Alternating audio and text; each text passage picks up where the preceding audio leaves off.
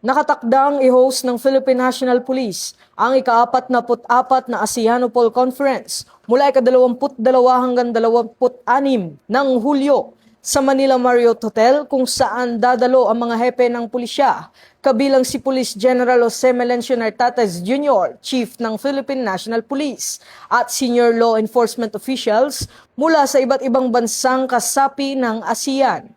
Bitbit ang temang United in Vision, Securing People and Strengthening Collaboration. Tatalakayin sa pagpupulong ang pagpapalakas ng kooperasyon laban sa transnational crimes, cybercrime, human trafficking, illegal drugs at iba pang banta sa seguridad sa rehiyon. Ayon kay PNP Chief, handa ang PNP sa pag-host ng mahalagang pagtitipon bilang pagpapakita ng matibay na ugnayan at kooperasyon ng mga pulisya sa Southeast Asia.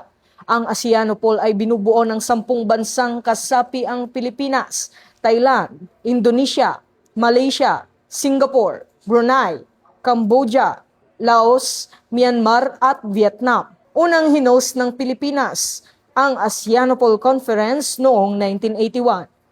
Mula rito sa PNP National Headquarters, ako ang inyong PNN correspondent, Patrolman Don Brosas, alagad ng batas, tagataguyod ng Balitang Pulis.